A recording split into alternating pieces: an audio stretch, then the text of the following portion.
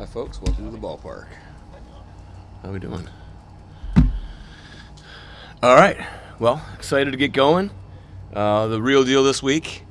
Kind of fun with the coaches this morning, and we had a tryout, and it feels like just a regular week. I know it's Labor Day, but I see you guys are out here working your tails off. So awesome stuff. Yeah, ready to get going. So to quote my good friend Andy Reid, the time is yours. And Chris Ballard uses that all the time, too. I noticed that, yeah. John, the move with Derek going on IR, did he have surgery? What's his situation? Yeah, he had surgery in Philadelphia about a week and a half ago. We just wanted to, use the IR to return designation to be able to, let him rehab and, be able to have him down the line as quickly as we can get him back. Timelines are all different, but that sort of thing. But once he went to Philadelphia, it seemed like he was probably gonna have surgery. John, I know a few years ago you talked to us how you were changing your whole scouting and everything like that. Does this department and does this feel like the culmination of that just this season? I'm not sure about the changing the whole scouting part. I'm sorry. Yeah, I'd have to go back. I think you were talking about how you evaluating talent and everything. Okay, for the draft, yes. I'm sorry. Yeah, we used to have more players. We got to a point there for several years where we had more players on our board.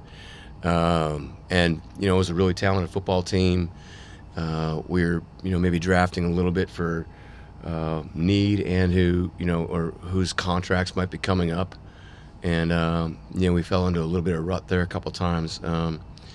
In general, our acquisition is the philosophy has always been the same ever since we walked through the door in 2010. And, I think I've talked about the whole building and whether that's, people in, the equipment room or in ticketing and however, the marketing, whoever's affecting the team is always going to be contributing to the development of our team. So, of our players and how they fit into this building, whether it's Dave helping guys out with his group with social media and their press conferences and just all their messaging and everything. So I think it's a good point on the draft acquisition, but in terms of the person and how we can help them in our building, that's never changed.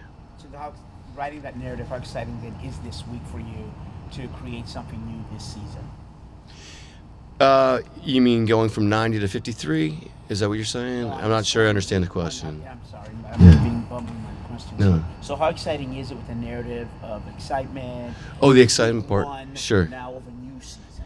Sure. Well, we've been talking about the last, month now about, having the 90 players and having 69 players and what that looks like. And, it's a game of attrition when you're talking about November, December, January. So really trying to accentuate all the guys' strengths and have the coaches really feel really good about their development with those players and being able to concentrate on a development plan for the practice squad players. And it's really not just 69. It's really still, about 90. We average, I think it's about 120 transactions a year. So there's guys constantly coming through this building, and we've talked about this before. We want to be a championship level team when we get to the latter part of the season. With the turnover you guys have had in the last couple years, and then change your quarterback, usually in the NFL there's a bigger dip. What do you think the key has been to sustaining? You were a playoff team last year amid the turnover. Great question. I think you have to start with Coach Carroll and his staff, and having confidence in the players and really biting into their strengths, trying to help them compensate for their deficiencies, and create that level of, like I said, that I've said this a bunch of times, that level of confidence in guys, and that we can go play, we can go play anybody and be competitive, whether it's home or away. Obviously, we'd like to be playing primetime games here at home, but I'm not sure that's, for some reason, they've changed that a little bit lately. Let's talk about the practice squad, the change of the rules, how he likes that, more access to those guys. from a roster building standpoint, does that change how you guys do things? Like all of a sudden, you essentially have all those extra guys available to you? Yeah, absolutely. And then also, balancing, how you're going to, put the best group together, that best 69 most talented and or best team fit type of players, as well as, helping the coaches get prepared for who's going to be active for this game and who's going to be inactive for this game. We're still working on some roster stuff as we get through the next couple of days here, and then hopefully things will be set, hopefully pretty much tomorrow afternoon and obviously by Saturday morning. So having the benefit of playing at home, maybe able to make a couple transactions if we need to on Saturday morning. But yeah, being able to elevate 2 guys is a big deal, and then having 16 players, several vets. Yeah, so yeah, it's been great. It's hindered people's ability. Teams have done a really good job, especially the last 2 years, of being really strategic with their roster development. When we do cut from last year, it was 75. We're going from 90 to 53. There's several teams that kept 11 offensive linemen or 7 corners or 7 receivers. So that balance by position on the 53-man roster, having the practice squad has affected that. So we didn't see quite as many names at the heavier positions, or the positions that you would hope would be heavier, like offensive line, defensive line. John, Going back to the draft, I'm sure you're well aware of the debate about, some people on the analytics side say there's a certain point where it's too early to take a running back. Yeah. Obviously, you guys and other teams feel differently about that. What is it about that position that makes you feel like they're still worthy of that pick? The attrition rate, it's a very, very hard position to play. They talk about, going back, I think it was probably 15, 20 years ago. There's the study on the car crash, right? These guys are literally running into a garage door, basically. It's a very, very difficult position to play. And, if you want to run the ball and you want to be a physical football team, you're going to need more than 2 or 3 guys.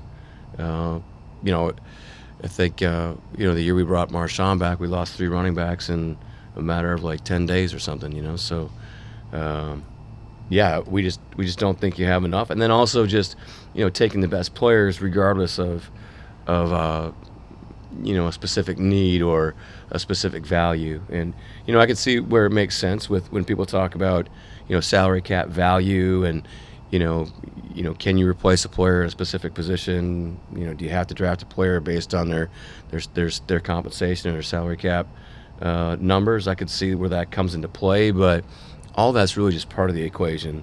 And whether that's in the draft or free agency, or, quite frankly, claiming guys right now. Do you have any concern, though, about spilling with the hamstring? A concern? I would say that, yeah, I would, yeah, a little bit. He had a hamstring in the spring, got himself ready to run his 40. Had a little bit of a setback during camp, so we got to be smart with it. He's doing great. We'll see how he does this week now, but physically, I guess, because it's a hamstring. Mentally, no, because he's such a tough, gritty competitor. He's gonna go for it. If anything, we're probably gonna have to govern him a little bit. What did you think of how he was playing before he re-injured? Really good, really good. He was taking reps inside, and I think we talked about it, around the draft. His route anticipation and awareness and feel for crossers and people behind him is really impressive. His contract, how do you keep that from being a precedent, or do you not mind if it's a precedent that next year and the following years for first round picks? Well, it's basically the way we've always done things, so we weren't going to change anything that we did. What was the holdup there? Yeah, I'm not going to talk about that. I don't want to get into. I mean, I'm not sure if it's out there or not. So I don't. Be honest with you, I don't want to get into the specifics of what we've just. I would tell you that we're just very consistent with how we approach contracts, and we have to be in order to stay structured and be able to continue to do business the way we want to do business. Well, my question was based on: is it true his contract was fully guaranteed? Your signing bonuses are fully guaranteed, Right. yes. But not the entire No. So, okay. We've heard Pete and some of the players talk about just how close this team is. Is that when you're scouting players, obviously you're watching tape and talent, but how do you kind of evaluate like how a guy's going to fit, or is that something you can know until they get here? Yeah, you can't truly know until they get here, but like we've talked about before, I think it's especially when we bring guys in on 30 visits. So we claimed Drake Thomas, and he had come in on a 30 visit. So being able to see him the other day, and he had been here for 2 days, and was excited to be here and knew the culture. And so I think when the area guys and how they feel about the players and how the coaches feel about the players and their development and the personality, the person, the competitor, how again how we feel like we can help them is a big deal here. It's very important to us, and we think that our culture, like we've talked about a bunch, like we're going to work our tails off, but guys are going to have fun. They're going to give each other a lot of crud, and yeah, I mean, it's just going to be. I think when you spend as much time, evaluating those guys in the spring as we do, and all the Zoom calls and all the interviews that we study and everything, it becomes clear. So it stands out if a guy is going to be questionable whether they fit in or not. And so then at that point you need to do a deeper dive and do a little bit more research on them and possibly bring them in, or maybe go see them again at their school before it's too late. With everything you guys have Too late in the draft process, everything you guys have done up front, how well equipped do you think you are to stop the runs? Well, I think our coaches are excited about our group. We, as the people in, that are trying to get a feel for the landscape right now and going over the waiver wire and all that, and possible trades. We're still constantly working on it. I don't think on either side of the ball, the way the league's playing out right now in the last several years, and I don't think you have enough offensive linemen or enough defensive linemen.